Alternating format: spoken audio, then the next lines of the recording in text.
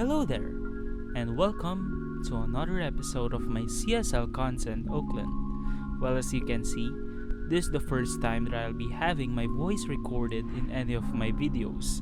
And to be honest, this is a product of months and months and months and months of waiting and practicing. And this is quite hard for me because I'm not a native English speaker, and speaking English is not my forte. Although, I'm quite a listener of English podcasts as well in Spotify, and that is where I ask myself, what if I try one of these? What if I try doing voiceovers on my videos? Well, if you have any suggestions, feel free to comment it down, whether it is on my CSL content or into my voiceover content as well. And I'll be happy and very much happy to receive any criticism you might want to say. So going back, what we are doing here is we are revamping the topography of the area. And I wanted to revamp the area by adding a river. And there is a big space between the train station and the rail line. So I decided that I wanted to put the river I want to build there. I just carved the area, make a snake-like curve so the river thing might look realistic. And originally, this episode is all about the creation of a forest park, a big one, where people can go, walk around the trail, camp in the open area, and fish and swim in the lake if they want to. I'd like to name this park as the Oakland National Park.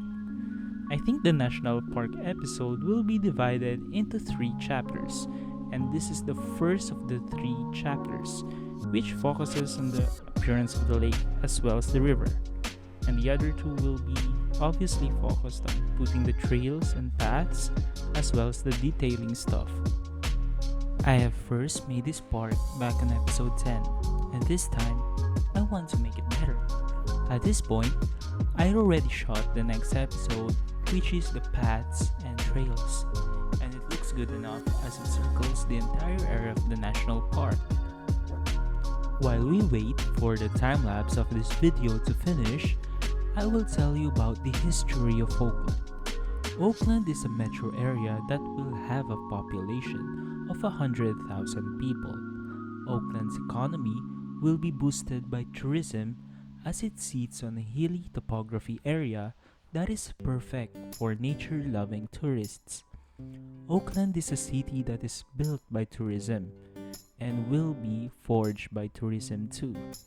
It is more like your go-to destination when spring begins. Oakland's future projects will be a small fishing business area in the sea as well as a small airport. There will also be a tourist area in the mountain by the dam for further tourism benefits. I am thinking if I will do a big downtown by the sea or not, but so far I will not decide on it until I finish the area I'm doing right now. Although I am way far from finishing this series, I am quite happy of how this is turning out. And you the viewers, I hope, can pitch in more ideas on how can I better this series. I wanted this channel to become an interactive one, where interaction and feedback from the viewers is seriously recommended. And since I am slowing down on ideas, I hope that you can help me in what can I do to better my city. The idea so far by my friend is an apple tree plantation, but I don't know if it's good or not. Did you see the island? I put it there because I wanted to make a hanging bridge as a means to get to the island. I don't know if Workshop has it, but it is a very good addition to the city. Might also add a gazebo there or just a simple table. I just realized that the river area looks like a stork with a head and the island as its eye. Did you see that? I might call this river Stork. This is what I want to talk about, the very reason I created the video in the first place. This is the lake I wanted to change its appearance with. As you can see, it looks like a PSP, a safety goggle, and a vegetable gone bad. On the other hand, this area is where the Oakland National Park is centered. The reason why this is a big deal. Aside from being a major recreational area, it is also a bird reserve, a nature reserve, The trees beside the lake is a nesting area for birds during springtime. The left side of the lake is where the lake's ranger office is located, as that part of the lake is the nesting ground and the bird watching area. The nesting grounds is home to different species of stork, swallows, swifts, water birds, kingfishers, and hawks. The area was protected from any types of poaching. The lake also thrives. It is a home to several species. Citizens can fish there using their boats, or in the bridge, or in a pier.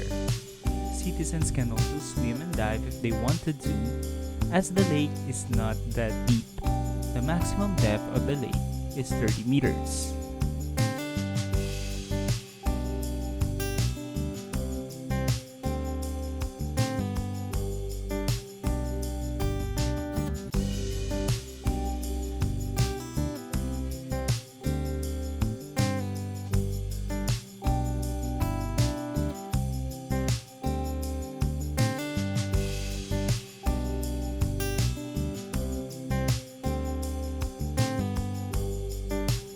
We are quite close in finishing this video, and if you're still here, I just want to say thank you very much for watching up to this point, and I hope that we can see each other again in my next video.